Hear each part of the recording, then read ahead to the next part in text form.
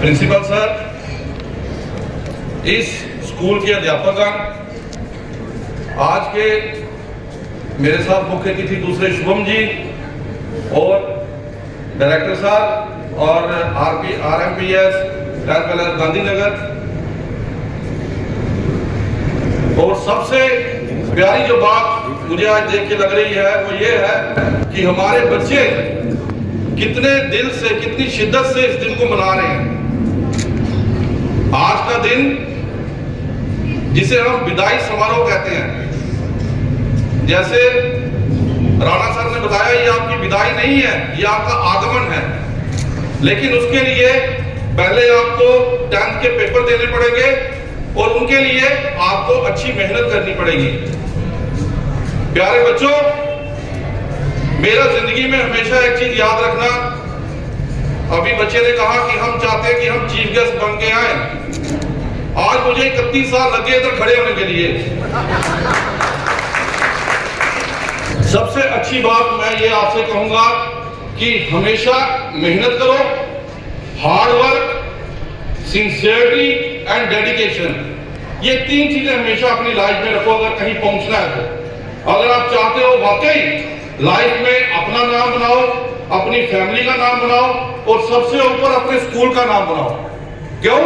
क्योंकि आपका जो स्कूल है, जब एक बच्चा पैदा होता है, अभी तो आप लोगों को इसका एक्सपीरियंस नहीं है, लेकिन आपके पेरेंट्स से कभी आप शेयर करें तो माँ बाप सबसे पहले ये ढूंढते हैं कि इसको किस स्कूल में हम डालें।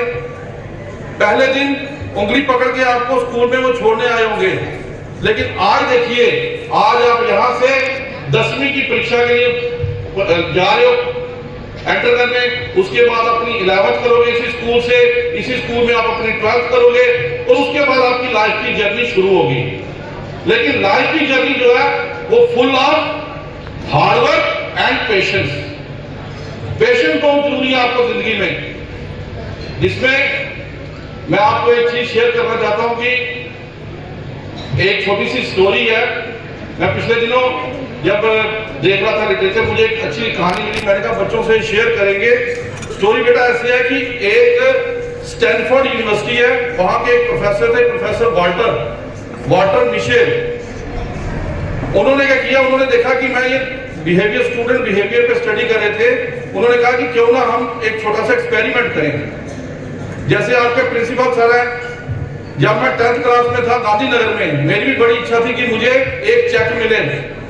सर ने नया शुरू किया था 91-92 में कि हम जो बच्चा डिस्टिंक्शन लाएगा उसको 2000 रुपीज का चेक देंगे, जो पोजीशन लाएगा। आज भी वो सिलसिला चल रहा है, लेकिन वो नया शुरू हुआ था।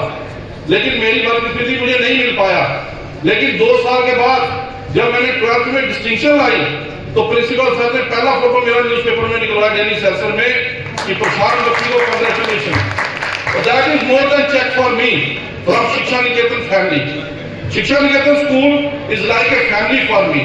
वो इसलिए कि मैं इस स्कूल में तो पढ़ा ही हूं, लेकिन मेरी माता जी जिन्होंने स्कूल में अपने 49 ईयर्स दिए, मम्मी को मैंने बोला था कि मैं फाउंडेशन डे पे जब स्पीच दूंगा तो उसमें मैं ये वर्ड जरूर बोलूंगा कि आपकी जो डेडिकेशन, आपकी जो सिंसियरिटी थी स्कूल के लिए, वो मुझे कई बार देखने को ऐसे मिलती है कि मुझे कोई पुराना स्कूल का एल्यूमिनाई मिलता ना, वो कहता है जी आप सुषमा मैडम के बेटे हैं। मैडम बड़ी सख्त थी, मैडम हिंदी के टीचर थे पर बड़े सख्त थे। क्या आपको भी सख्ती से पेश आते थे? तो मैं कहा सख्ती देख ही लो, आज जो हम बड़े हैं ये बिकॉज ऑफ दैट सख्ती। पेरेंट्स आज के टाइम में बच्चों को बड़े इजीली नेट की अप्रोच दे देते हैं। आप जाइए अपना नेट यूज कीजिए। बच्चे कह रहे थे नेट का यूज क्या है, नेट के beta positive as well as negative दोनों यूज हैं। तो हमें अभी आपकी लाइफ में उसके पॉजिटिव यूज देखिए, पढ़ाई कीजिए dedicatedly.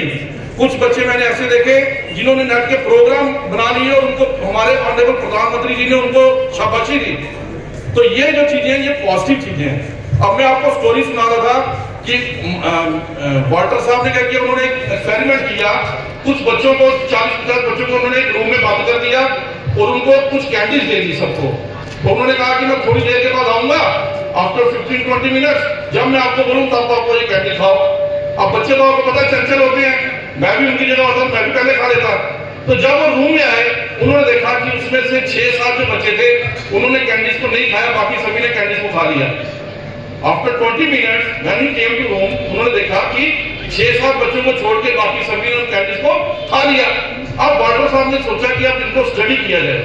After 15-20 years of their life उन्होंने उन बच्चों का बायोडाटा निकाला, वो सर्च करने के लिए कि देखें अब ये बच्चे कहां पर हैं।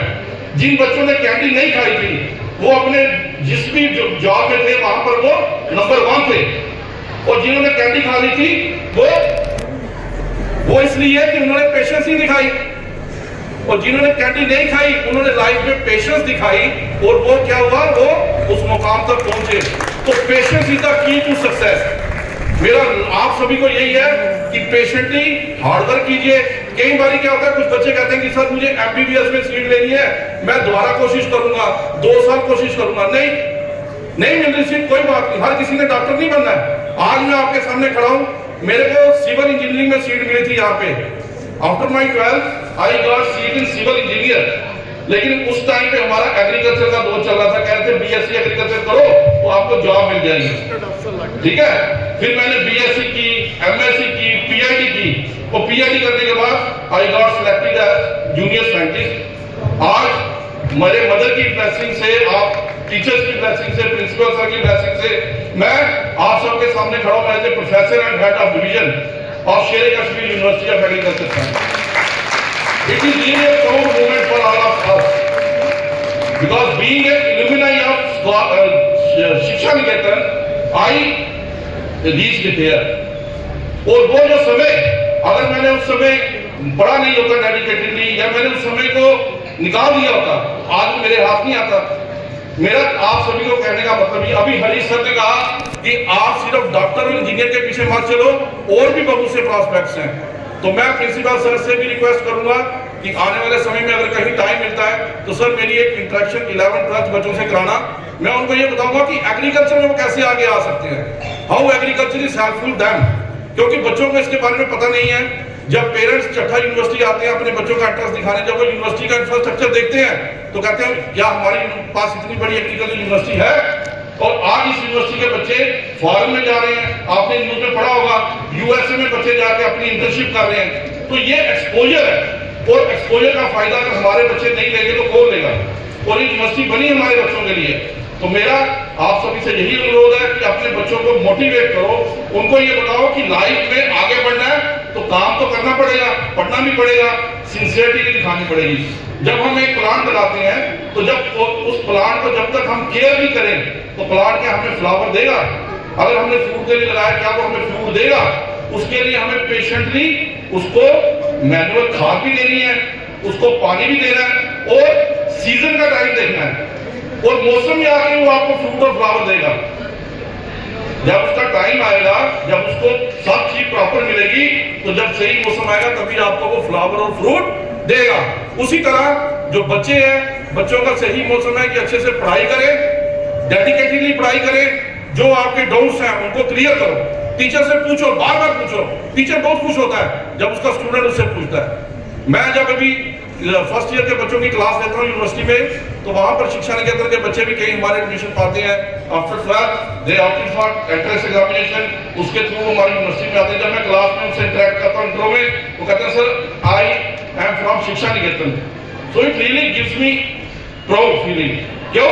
क्योंकि बच्चे ना केवल बोलने में, बल्कि अभी देखिए एक्स्ट्रा करिकुलर एक्टिविटीज यहाँ पर हो रही है, और बच्चे जितना अच्छा परफॉर्म इधर कर रहे हैं, आगे कॉलेज यूनिवर्सिटी लेवल पे भी इतना परफॉर्म करेंगे, इनको उसके थ्रू भी बाहर भेजा जाता है, टूर जाते हैं इनके। तो मेरा यही बेटा आप सभी से यही अनुरोध है, यही आप सभी को मेरी ब्लेसिंग है कि आप अच्छे से पढ़ाई करो, अपने स्कूल का नाम, अपने पेरेंट्स का नाम, सभी का नाम रोशन करो। और इसी के साथ मैं आप जाने से पहले एक पोइट है हमारे रॉबर्ट फ्रॉस्ट, आप सभी ने इनकी पंक्तियां सुनी होगी, कई बार पढ़ी भी होगी, तो वो मैं दोहराऊंगा।